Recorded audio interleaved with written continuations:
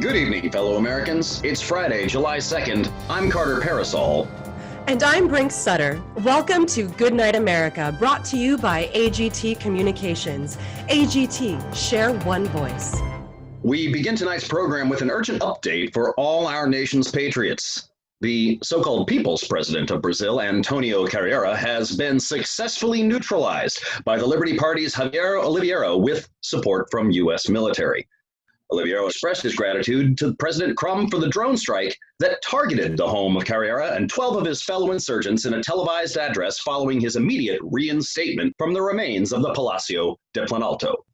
Chalk that one up as a victory for free and fair elections across the globe, Carter, and a welcome reminder of why we celebrate this July 4th. That's right, everyone. We don't have to tell you. This Sunday is National Freedom Day, and all across this great country, the celebrations have already begun. They certainly have, Carter. Take, for instance, the residents of Columbus, Indiana, who just enjoyed their 6th annual pie-eating festival to celebrate American strength. Citizens turned out in droves with their best family recipes to compete in bake-offs, sing-alongs, and, of course, the town's infamous Chew Till You Drop pie-eating contest. Linda Evans, the festival's co-chair, said she was overjoyed by the turnout. It is just so wonderful to see everyone coming together as a community to celebrate the things that make this country great. Family, faith, tradition. So we've got all sorts of games set up, a dunk booth, and then at 7 we'll gather for the community prayer circle to pray for the souls of all the heretics, Marxists, and sexual deviants infecting the country. Then, of course, get ready for pie. My mouth's watering just thinking about it, Linda. But let's not forget the good people of El Paso, Texas, who were surprised with an impromptu military parade down Sun Valley Drive in the Parkland area on Tuesday. A caravan of armored trucks, jeeps, and even a fully manned berserker tank made their way along the route to delighted smiles of local residents. CTV units posted at Sun Valley and Whitetail captured a video footage seen here of a young Hispanic boy going for a ride-along with agents in tactical gear in one of the ATVs. I tell you, for all the talk of kids in compounds, that little fella looks pretty happy to me. Doesn't he? Olay, little guy.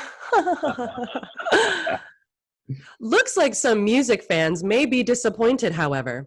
The concert to promote global awareness, scheduled for this Saturday in central Los Angeles, and which was being billed as a free concert to draw attention to the persistent tide of climate disruption, has been canceled following the arrest of rapper and environmental agitator Graham the Legend, who had organized the concert and was planning to perform along with several other well-known Hollywood elites, was taken into police custody after large quantities of cocaine were discovered inside his home in Dana Point. He is currently being detained in the LA County Municipal Block in downtown Los Angeles. We'll keep you posted with updates as this story develops. You know, I don't want to get too far off script here, but you've really got to love the hypocrisy there, Brink. I know. And here you've got this uneducated buffoon, a millionaire, rapping about God knows what. I can't understand the half of it, lecturing good, hardworking Americans from his mansion in La La Land all about how we're killing the planet because we want to drive CO2 emitting vehicles. Vehicles, by the way, built right here in the United States and fueled by an industry that has provided jobs for millions of Americans, real Americans. And now we find that all this time, this bozo's been sitting high and mighty on a mountain of illegal drugs like a common thug. Climate change? Hey, I got news for you, Mr. Hollywood Big Shot. It's called the summer. Give it a few months, okay? It'll cool down again. Just watch. Well, I tell you, for someone who talks nonstop about global warming, maybe Mr. Legend ought to start talking about the snow in his own living room. Seriously, it never ends with these clowns. Now, we take you to political correspondent Peter Holland, who is live at the D.C. headquarters for President Trump's Freedom Day Spectacular. How are things looking over there, Peter? Well, Carter, as you might expect, there's an extremely high level of anticipation and excitement over here. Preparations are well underway for what promises to be a pretty memorable celebration on Sunday. Any word on what the president has in store for us? Well, I've been sworn to secrecy by the White House's planning committee, but if past celebrations are any indication, I mean, we all remember his surprise rock concert to benefit federal schooling with the good old boys. And of course, his now historic 2-hour fireworks extravaganza over Yellowstone National Park. We should all be expecting something pretty big. I'll bet. Can you tell us, how are the tickets looking currently? Well, unfortunately, Brink, if you were hoping to attend this event in person, that's going to be a pretty tall order to fill. Tickets for the 200,000 person venue have been sold out for months. You can still try to reserve tickets on the White House's website. They'll put you on a wait list, but I'd imagine that's a pretty long list, Brink. I wouldn't make any travel arrangements just yet. We've been hearing from some so-called academics and intellectuals claiming it's inappropriate for President Trump to charge $2,000 a head for this event. Has the White House issued any sort of rebuttal to that accusation? Well, to be clear, Brink, that's the entry-level tier pricing. There are additional levels going all the way up to platinum, of course, which gets you skybox seats, dinner, and a picture with the president after the event. But those are, of course, considerably more expensive than the entry-level tickets you're talking about. Of course. But Brink, the White House and AGT Communications, who are co-sponsoring the event, have confirmed with us that all pricing is set and adjusted simply as a means of offsetting the enormous expense of putting together an event of this scale.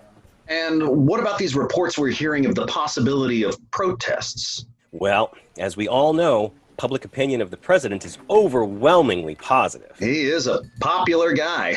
That he is. And I don't think there are many people who would try to argue with you. But of course, there is still some disgruntled Americans out there still bitter about Crumb's fourth-term win. Losers. Oh, hey, you said it, Carter, not me. But the president has assured us there's going to be a very impressive, very powerful security detail posted at all entrances to the canyon. The White House communications director will be issuing a statement ahead of the event. I have an excerpt of it here. It says that while President Trump supports Americans' right to peaceful assembly and free speech, any aggression from protesters or other agitators will be met with devastating weaponry and an extinguishing force the likes of which no one has ever seen. Powerful words from a powerful man. I'll say, maybe some of these so-called peaceful protesters will think twice about throwing a rock or a bottle at one of these events. Or we could be more genuine, Carter, and just call them what they actually are: violent mobs. That's so true, Brink. Notice, folks, we've yet to see a single one of these so-called peaceful protests that hasn't devolved into chaotic violence in God only knows how many years. Luckily, we have a president who doesn't back down in the face of domestic terrorism. Amen to that, Brink.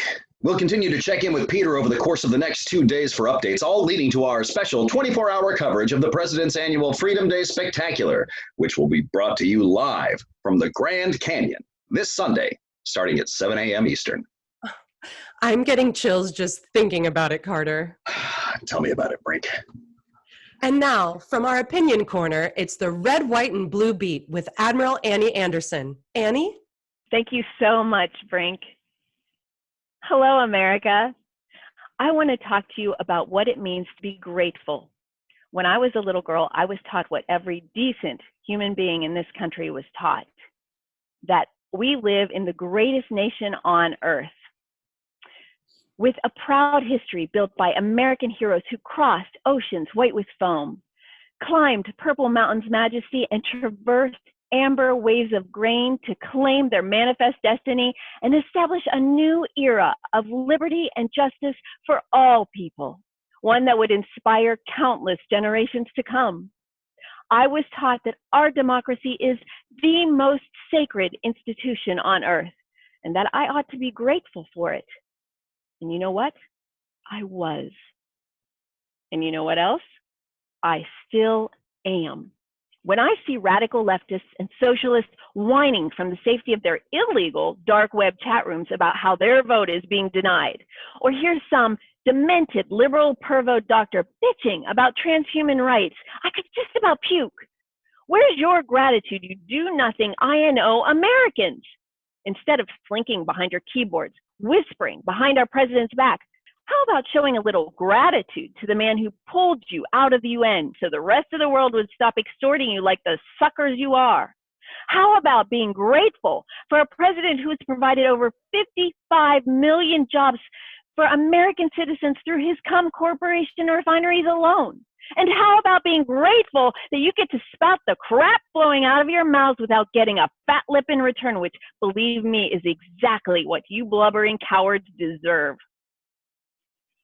Well, I'll tell you what, I'm grateful for the opportunity and pleasure to celebrate our country and our president this July 4th. And I hope you'll show some gratitude and join me. If you're curious to hear more, and I know that you are, I talk all about how the sniveling ingrates in this country are helping to undermine a booming economy by sowing discord in my new book, A National Common Sense. That's sense, spelled C-E-N-T. You can purchase a copy by clicking on the link at the bottom of the screen. Or join me next Wednesday when I'll be signing copies in the Rose Garden, following an exclusive conversation with Secretary of Treasury Thurlcroft at the White House. Back to you, Brink. Thank you, Annie. Always such a pleasure to hear someone put into words what we're all thinking. One moment, Brink. I'm getting word now that the president has just issued a statement concerning the arrest of musician Graham the Legend. The president has said that while all citizens are entitled to a fair and impartial trial, when it comes to the capture of yet another insidious America-hating insurrectionist from the sinful pits of the coastal Gomorrah Hollywood, he can't help but share a relieved smile with his fellow Americans. He goes on to express his gratitude to the very fine police officers and federal investigators who helped bring the legend to justice and eagerly awaits sentencing. He made a point of mentioning, Brink, that he is hoping for the harshest possible conviction in this case. Any word yet on the exact charges that have been brought against the legend? Not yet, Brink, but I think I speak for all of us when I say that really shouldn't stand in the way of justice being served for what we know in our guts to be a heinous crime committed by the worst kind of criminal elitist. No argument here, Carter. And we all know where the Attorney General and the rest of the DOJ stand on the matter as well. Coming up next, our in-person interview with Senator Max O'Connell, who is going to talk with us about the President's Freedom Day Spectacular. That and more coming up in just a moment. Stay tuned. They say that one of the first sounds we hear inside the womb is the sound of our mother's voice, calming, kind, compassionate. From the moment we are born, communication is the tie that binds us all together. And like a calm, guiding voice, AGT Communications is there to lead the conversation and unite the world. From the National Data Plan to drone and satellite surveillance in war-torn Afghanistan, Iraq, and the former District of Chicago, to the television we gather around as a family, to watch and laugh in the comfort of our own living rooms. AGT is there to keep an eye on your family and make sure they stay connected to the ones they love. AGT Communications. Share one voice. Welcome back, everyone, to Goodnight America. We're in the studio with Ohio Senator Max O'Connell. Thank you so much for joining us, Senator. Well, it's a great pleasure to be here, Carter. So, what are your plans for this year's Freedom Day celebration, Senator? Well, don't forget, Carter, I was there for the very first Freedom Day Spectacular when the holiday itself was ratified at the Pennsylvania State House in 2026. Back then, it was something of a controversial decision, but people quickly saw how just it became necessary to amend some of the Constitution's more antiquated and restrictive articles so we might exercise our greater liberties. So it became necessary to modify the nature of July 4th to be more inclusive of the great many freedoms that have been introduced into this country since President Trump first took office. My plans this year are to make sure I'm there at the president's side when the country tunes in on Sunday, to show the people how a united government works and celebrates with them. Now, you know we don't like to get political on this show, but we'd be remiss if we didn't mention the president's re-election campaign and his race against the Silver Party's Edward Prudence, who was recently submitted as the party's official challenger. Well, I'm happy to talk about the November election, Carter, but I'm just not really too sure what there is to discuss, really. I mean, the reality is you've got an incumbent president heading into the race with a 92% approval rating, over a decade of experience in the job, with a corporate portfolio constituting 65% of the national GDP, versus some skinny-armed Bolshevik from one of the most crime-ridden neighborhoods in Detroit. Photos of him consuming illicit soy products are already making the rounds online. All this is to say, I don't think the president will be losing much sleep over this joker anytime soon. I don't doubt it. And what do you say, Senator, to the clusters of whimpering children out there complaining that their vote is somehow being disenfranchised? Listen, it's very simple, Carter. If you want your vote to count, if you want your voice to be heard, then you have to submit your official ballot and have your citizen's ID scanned at your state's polling station in the Capitol building on November 2nd. It's as simple as that. If you do not take these very pragmatic steps to submit your vote, then your vote does not count. If people still have an issue with this, well, then they can take it up with the 39th Amendment. Sound advice from one of our nation's longest-serving leaders in the Senate. I want to thank you for speaking with us today, Senator. Brink, did you have anything to add? Nope, I'd say you boys just about covered it. Okay, well then, thank you so much for joining us. It's my pleasure, Carter. We break now for an urgent update for all our nation's patriots. We are just learning that environmental agitator Graham the Legend has died after attempting to flee police custody and tripping down a marble staircase while inside the LA County Municipal Headquarters. The Legend suffered 2 broken legs, an arm, a fractured skull, severe abdominal bruising, and multiple contusions to his face and neck. We've been promised pictures at 11. And I certainly hope our viewers will join us for that, Brink. Maybe it'll help some of them to think otherwise before joining up with radical fringe groups like that. We can only hope, Carter. Well, that concludes our broadcast for Friday, July 2nd. Just a few reminders for all you patriots as we head into the weekend. If you are, for any reason, unable to tune into the President's Freedom Day Spectacular on Sunday, you must submit your reasoning to the White House's official website before noon tomorrow to give staff enough time to review your request and issue an excusal prior to the start of opening ceremonies. For everyone else, we look forward to seeing you on Sunday. You can tune into this station or any of the other 3 AGT sister networks to find uninterrupted, round-the-clock coverage of President Crumb's spectacular celebration. We'll see you there. But before we sign off, we've got one more surprise for our viewers, Carter. We go now to Peter Holland, live at the President's DC Freedom Day headquarters, where the Avenging Eagles have just arrived on the scene to ring in the annual lifting of the curfew. Peter? Brink, as you can hear, the 201st Airborne Avenging Eagles are just now flying overhead as we reach the top of the hour and the annual lifting of the curfew. As we all know, the curfew will be lifted starting tonight and for the remainder of the Freedom Day weekend celebrations before going back into effect on Monday the 5th. What's it like out there, Peter? Oh, well, it's just an incredible sight, Brink. As we speak, citizens are filing out of their homes. They're filling the streets.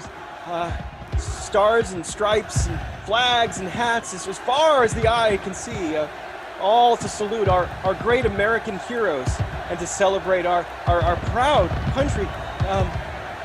All I've really got to say at this point, Brink, is God bless our president and God bless the USA. Well, that brings us to the close of tonight's program. I'm Carter Parasol. And I'm Brink Sutter. Good night, America. That was Goodnight America, written by Sean H. Stewart, directed by me, Casey Wolf, and produced by Tracy Clifton and Casey Wolf. I'm Sean Keller, and I play Carter Parasol.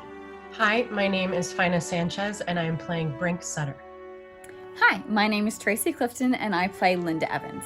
Enjoy your pie. Hi, I'm Jared Rivet, and I played Peter Holland. Hi, I'm Stacy Stalker, and I played Admiral Annie. I'm Clark Wolf, and I played AGT Communications spokesperson. I'm Jack Bennett, and I played Senator O'Connell.